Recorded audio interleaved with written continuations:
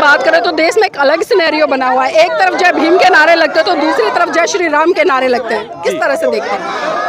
देखिए, जो मनवादी पाखंडवादी हैं, जो अंधविश्वास और पाखंड को बढ़ावा देना चाहते हैं, वही लोग जय श्री राम नाम का कोई भगवान है तो एक काल्पनिक पात्र मैं उसको मानता हूं। जैसे हम लोग उपन्यास और कथाएं पढ़ते हैं, उस तरह के वो पात्र तो हो सकता है, लेकिन राम नाम का अस्तित्व कब पैदा हुआ, कहाँ से आया, इसका कोई अस्तित्व नहीं मिलता है। और अयोध्या में जो खुदाई हुई, वहाँ तथागत गौतम बुद्ध की मूर्तियाँ मिली, उन लोगों ने, मनवादियों ने उसको दिखाने नहीं दिया, मीडिया वालों ने, मनवादी मीडिया ने कवरेज नहीं किया। लेकिन की बात करिए, आपने कहा कि बाबा साहब को नीला नीला पसंद था और हम पूरे भारत को नीला नीला करना चाहते हैं, लेकिन हम जब पढ़ते हैं बाबा साहब के सच्चे इतिहास को तो हम ये भी जानते हैं कि बाबा साहब ने 1956 में बौद्ध धर्म ग्रहण किया और उस धर्म क्रांति का आगाज कासाए रंग से हुआ, यानी कि जिसे आज वर्तमान में हम भगवा कहते हैं। तो उसकी तरफ क्यों नहीं बढ़ रहे हैं, खाली नीले से ही क्यों चिपके पड़े हैं? क्यों हिंदू भी कहते हैं, जैन भी कहते हैं, ईसाई भी कहते हैं, सिख भी कहते हैं कि आप हमारे धर्म में आइए, वहाँ पर कल्याण होगा। आपके धर्म में ऐसा क्या अलग है जो अन्य धर्मों से श्रेष्ठ करता है? गलत स्क्रूप से एक नट नहीं खोल सकते, तो गलत दिशा में जब हमारी महिलाएं बहनें चल रही थी तो कैसे हम लोग सही रास्ता पा लेंगे।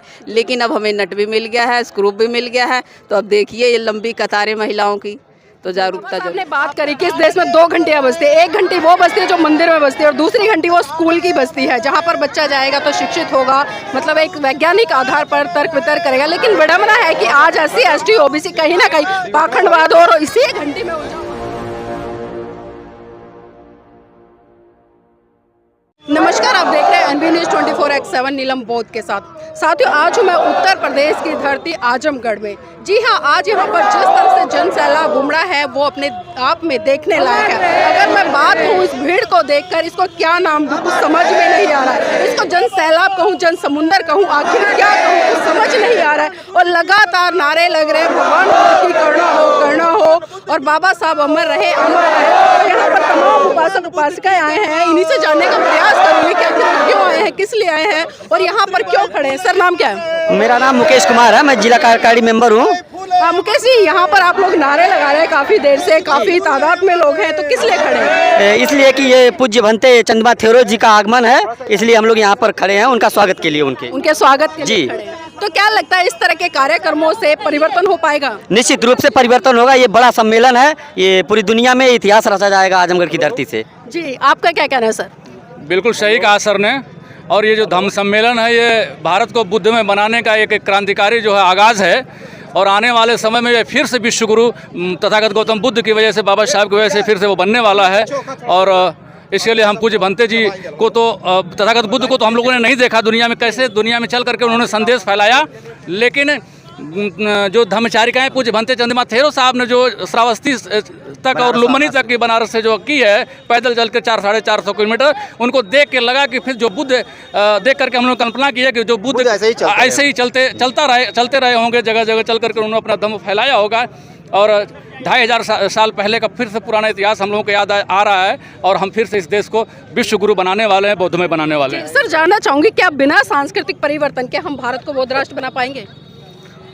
सांस्कृतिक परिवर्तन भी जरूरी है, सांस्कृतिक कार्यक्रम उसके लिए होने चाहिए, क्योंकि जो हमारी संस्कृति रही है, समता स्वतंत्रता न्याय बंधुत्व की जो संस्कृति रही है, और हमारे महापुरुषों का जो इतिहास रहा है, तो वो इतिहास हम लोगों को बताना होगा, वो सांस्कृतिक कार्यक्रमों के माध्यम से जन जागरूकता, ताकि लोग बोर ना हों, तो सांस्कृतिक कार्यक्रमों की भी ज़रूरत है। आज अगर हम देश की बात करें तो देश में एक अलग सिनेरियो बना हुआ है। एक तरफ जय भीम के नारे लगते हैं तो दूसरी तरफ जय श्री राम के नारे लगते हैं। किस तरह से देखते हैं?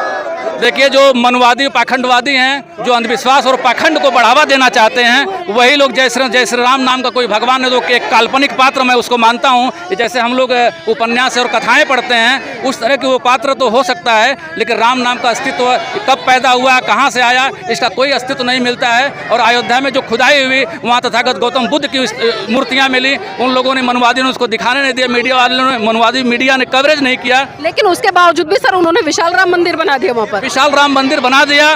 तो ये हमारे SC ST OBC भाई को समझना चाहिए। ये समझना होगा कि वो ऐसा क्यों कर रहे हैं, वो ऐसा इसलिए कर रहे हैं। उनका एक प्लान है कि हर गांव में ऐसे मंदिर बनाए जाएं ताकि हमारे SC ST OBC के लोग शिक्षा को छोड़ करके शिक्षा से दूर हो जाएं और आडंबर और पाखंडवाद की तरफ बढ़ावा। और जिस दिन वो अपने षड्यंत्र में शामिल हो गए और फिर से जो हमारे पुरखों के गले में कभी मटका और कमर में झाड़ू हुआ करता था, मुझे लगता है कि वो इतिहास फिर से दोहराया जाएगा अगर हम लोग नहीं चाहते। और इसके लिए मैं पूज्य भंते चंद्रमा थेरो साहब का आभार व्यक्त करता हूँ कि ये इन्होंने जो जन सैलाब। सर, बाबा साहब ने बात करी कि इस देश में 2 घंटियाँ बजती है, एक घंटी वो बजती है जो मंदिर में बजती है और दूसरी घंटी वो स्कूल की बजती है जहाँ पर बच्चा जाएगा तो शिक्षित होगा, मतलब एक वैज्ञानिक आधार पर तर्क वितर्क करेगा। लेकिन विडम्बना है कि आज SC ST OBC कहीं ना कहीं पाखंडवाद और इसी घंटी में उलझा हुआ है जो आस्था में जोड़ती है। जी, और बिल्कुल सही कहा आपने। लेकिन ये चीज़ें जो बीच में जो हमारे हजारों साल पुरखे हमारे जो गुलाम रहे, शिक्षा से दूर रहे, अपने इतिहास से जो दूर रहे, तो आज बाबा साहब के संविधान की बदौलत आज हम लोग, हमारी माताएं बहनें या हमारे लोग शिक्षा में हैं, नौकरियों में। बाबा साहब ने कहा था कि जब हमारे लोग इस संविधान की बदौलत नौकरियों में आएंगे और कुछ पैसा कमाने लगेंगे, अपने आमदनी का 5% इस समाज में खर्च करेंगे, अपना हुनर और समय समाज में खर्च करेंगे। तो इस तरह से जो है जो हम लोग, हमारे जो युवा साथी हैं, जो पढ़े लिखे लोग हैं, बाबा साहब की बदौलत आज नौकरियों में हैं। उन लोगों की बदौलत ये जो कारवा दिख रहा है और पूज्य भंते जी का जो ये जो संघर्ष है वो रंग लाएगा निश्चित रूप से। बिल्कुल बिल्कुल बिल्कुल। यहाँ पर बहुत सारी महिलाएं, हम महिलाओं से भी जुड़ने का प्रयास करेंगे और जानना चाहेंगे कि आखिर ये इतनी तादाद में महिला उमड़ी। आपका नाम क्या है मैडम? मैं डॉक्टर गीता। कहाँ से आए हैं? मैं इटावा से आई। इटावा से। तो आज ये कार्यक्रम जो हो रहा है, क्या लगता है किस तरह का कार्यक्रम है और इस तरह के कार्यक्रमों से कितना बदलाव आएगा? कार्यक्रम तो बहुत अच्छा हो रहा है। मैं पहली बार आजमगढ़ में देख रही हूँ, तो बहुत बढ़िया और भव्य। तो आप बौद्ध हैं या हिंदू हैं? जी, मैं अच्छा, बौद्ध हैं। आपका नाम क्या है? नाम क्या आपका? चंदा बौद्ध। चंदा बौद्ध जी कहाँ से हैं? आए हैं महाराज कप्तानगंज से। जी, कैसा लग रहा है? बहुत अच्छा लग रहा है। बहुत अच्छा लग रहा है। तो देखिए, महिलाओं में जोश है और कहीं ना कहीं एक उमंग है कि परिवर्तन। आपका नाम क्या? नमो बुद्धा, जय भीम। जय भीम। नमो। मेरा नाम कंचन प्रभा बौद्ध है। बाबा साहब का मिशन पूरा, बाबा साहब चाहते थे कि बौद्ध में हो, सभी लोग बौद्ध ही हो जाएं। कंचन जी, बाबा साहब ने एक बात कही थी कि मैं किसी भी समाज की उन्नति इस बात से आंकता हूँ कि उस समाज की महिलाएं कितनी पढ़ी लिखी और शिक्षित हैं।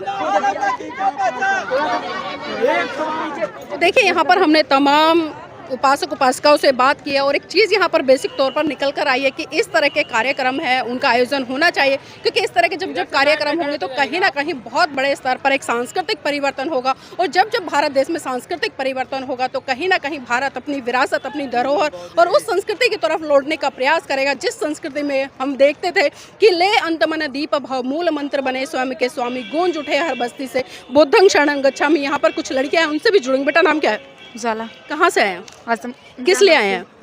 भीम जी के लिए आए हैं। भीम जी के लिए। क्या हो रहा है यहाँ पर? सम्मेलन मेला लगा है। सम्मेलन मेला लगा हुआ है। तो इस सम्मेलन मेले के बारे में कैसे पता चला आपको? गांव में प्रचार हुआ था। अच्छा, गांव में प्रचार हुआ था। आपका नाम क्या है? सबनम। यहाँ पर किसके साथ आए हैं? मम्मी के। मम्मी के साथ। तो बाबा साहब के बारे में कुछ जानते हैं? क्या जानते हैं, बताएं। बाबा साहब हम लोग के लिए बहुत कुछ किए हैं। क्या कुछ किया? बहुत, मतलब बहुत सारी चीज़ें आती हैं। संविधान लिखे हैं और सब बहुत कुछ किए हैं, इसलिए ना हम लोग आए हैं यहाँ पर। जी, संविधान लिखा है बाबा साहब ने, इसलिए आए हैं। देखिए, बच्चे हैं लेकिन कहीं ना कहीं फिर भी उनके अंदर एक जिज्ञासा है और बेसिक जानकारी तो रखते हैं कि जो भारत का संविधान है, एक महान ग्रंथ है, वो परम पूज्य बाबा साहब ने लिखा। और उसी संविधान ग्रंथ के माध्यम से कहीं ना कहीं इस देश की महिलाएं आज आज़ादी के साथ में अपने जीवन को यापन कर रही हैं और स्वतंत्र रूप से जी रही हैं। यहाँ पर तमाम महिलाएं खड़ी हैं, उनसे जुड़ने का प्रयास करेंगे। मैडम, नाम क्या है? मेरा नाम सविता बौद्ध है। सविता बौद्ध जी, इस तरह के कार्यक्रम आजमगढ़ में शायद पहली बार हो रहे हैं, ऐसा है? हाँ, ये तो कार्यक्रम पहली बार है और हमें मौका मिला। हम बहुत बहुत भंते जी का साधुवाद करते हैं। किसी भी धर्म को स्थापित करने के लिए उसमें सबसे बड़ी भूमिका महिलाओं की होती है, तो आप इस दिशा में किस तरह से काम कर रहे हैं? हम महिलाओं को ही जागरूक करने की कोशिश कर रहे हैं और हमारा पूरा प्रयास है। और ये जो महिलाएं आई हैं ना, ये जागरूकता का ही असर है जी। तो एक चीज़ और जानना चाहूँगी, हम भारत देश में अगर देखें, आज महिलाएं कहीं ना कहीं कर्मकांड, पूजा पाठ, इसमें बहुत ज़्यादा उलझी हुई हैं। तो क्या लगता है इस तरह के कार्यक्रमों को देखते हुए या विचारों को सुनते हुए क्रांति हो पाएगी? बिल्कुल क्रांति होगी, क्योंकि जब वो महिलाओं को बताया ही नहीं गया है। आप मुझे ये बता दीजिए कि एक गलत स्क्रूप से एक नट नहीं खोल सकते, तो गलत दिशा में जब हमारी महिलाएं बहनें चल रही थी तो कैसे हम लोग सही रास्ता पा लेंगे। लेकिन अब हमें नट भी मिल गया है, स्क्रूप भी मिल गया है, तो अब देखिए ये लंबी कतारें महिलाओं की। तो जागरूकता जरूर है। अच्छा, आपने माथे पे बिंदी लगाई हुई है, ब्लू कलर की है, तो ये क्यों लगाई है? ये इसलिए लगाई है कि क्योंकि ये नीला नीला जो है हमारे डॉक्टर भीमराव अम्बेडकर जी को नीला पसंद था, और अब हम ये चाह रहे हैं कि हम पूरी दुनिया में नीला नीला करने की कोशिश करेंगे। और हमारा तो जो है अब हम जिस तरीके से भी करना चाहे, जैसे बिंदी आपने लगाई नीले हुई- की बात करी, आपने कहा कि बाबा साहब को नीला नीला पसंद था और हम पूरे भारत को नीला नीला करना चाहते हैं। लेकिन हम जब पढ़ते हैं बाबा साहब के सच्चे इतिहास को, तो हम ये भी जानते हैं कि बाबा साहब ने 1956 में बौद्ध धर्म ग्रहण किया, और उस धर्म क्रांति का आगाज कासाए रंग से हुआ, यानी कि जिसे आज वर्तमान में हम भगवा कहते हैं। तो उसकी तरफ क्यों नहीं बढ़ रहे हैं, खाली इस नीले से ही क्यों चिपके पड़े हैं? क्योंकि ये भगवा जो है ना, ये हमें दो रास्ते पे ले जाता है, क्योंकि कन्फ्यूजन हो जाता है।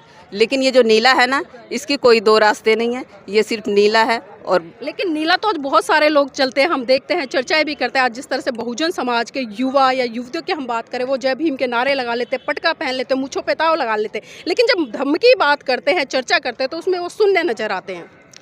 तो ये तो अब प्रयास कर रहे हैं ना, इसके लिए तो भाई कोशिश करेंगे। जो सदियों से बताइए इस चीज़ को नहीं जान पाया, इस तरीके से बदलाव आना है। आपसे जानना चाहूंगे, आप किस कार्यक्रम में आए? किसी सामाजिक क्रांति के कार्यक्रम में आए या धम्म के कार्यक्रम में आए? हम बौद्ध धम्म सम्मेलन के कार्यक्रम में आए हैं, और अब हम चाह रहे हैं, जैसे अब हम दूसरी दिशा में चल रहे थे और भी सम्मेलनों में जा रहे थे, लेकिन ये अपना है बौद्ध सम्मेलन, इसमें हम ज़्यादा से ज़्यादा संख्या में और अपनी बहन महिलाओं को लेके आए हैं। धम्म का रंग कौन सा है? धम्म का रंग पंचशील है, जिसमें पंचशील तो पंचशील है ना, सिद्धांत है वो। तो रंग पूछा है मैंने, धम्म का रंग। रंग सफ़ेद है। जानकारी नहीं है, क्योंकि उसका कारण ये है क्योंकि जो बौद्ध धर्म है उसको अभी सही रूप में हमारे उपासक उपासिकाएं, या एक तरह से मैं कहूँ जो भिक्खु संघ है, वो पहुंचा नहीं पा रहा है। और उसी का खामियाजा हम देख रहे हैं इतने बड़े स्तर पर कि महिलाएं कार्यक्रमों में तो आती हैं, वैचारिक क्रांति की बातें भी सुनती हैं, लेकिन कहीं ना कहीं जो एक वैचारिक क्रांति होनी चाहिए उससे कोसों दूर नजर आती हैं। और इसी का खामियाजा कहीं ना कहीं आज भारत देश को भी भुगतना पड़ा। यहाँ पर कुछ यूथ भी हैं, उनसे भी जुड़ने का प्रयास करूँगी। भाई जी, नाम क्या है? मेरा नाम शिव शंकर है। शिव शंकर जी, कहाँ से आए हैं? हम जीवनपुर सगड़ी से आए हैं। अच्छा, इस कार्यक्रम में आने का उद्देश्य क्या आपका? उद्देश्य है कि हमें इस धर्म को स्थापित करना है, इस धर्म में ही जाना अच्छा है। अच्छा, इस धर्म को स्थापित करने के लिए क्या प्रयास कर रहे हैं? ये सबको जोड़ेंगे, गांव-गांव जाकर बताएंगे, सबसे नहीं, मीटिंग क्या करेंगे। बताएंगे? क्या बताने के लिए तो हमारे पास में होना चाहिए ना कुछ। धर्म में आइए, जुड़िए, इसी में हमारा कल्याण होगा और कहीं है नहीं। जी, इसमें कल्याण कैसे होगा?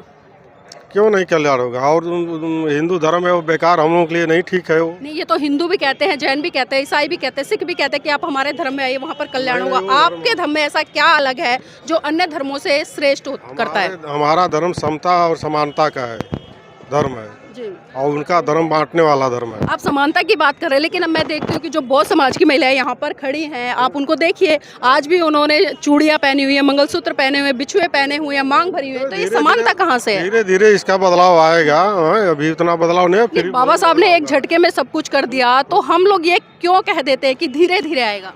नहीं आएगा, बहुत तेजी के साथ आएगा। नहीं, अगर जहर हमें खाना पड़े तो हम एक झटके में खाएंगे, एक झटके में छोड़ेंगे, नुकसान तो उतना ही देगा ना वो। हाँ, सही है। जी, तो देखिए, मैं बार बार वही बात कर रही हूँ, क्योंकि हम लोग समझ नहीं पा रहे हैं, और ख़ासकर जब तक हम समझेंगे नहीं या किसी चीज़ को पढ़ेंगे नहीं, तब तक बड़े स्तर पर क्रांति नहीं हो सकती। तो साथियों, बने रहिएगा, और मैं चाहूँगी आप इस वीडियो को लाइक करें, शेयर करें और कमेंट के माध्यम से हमें ज़रूर बताएं कि ये वीडियो आपको कैसा लगा।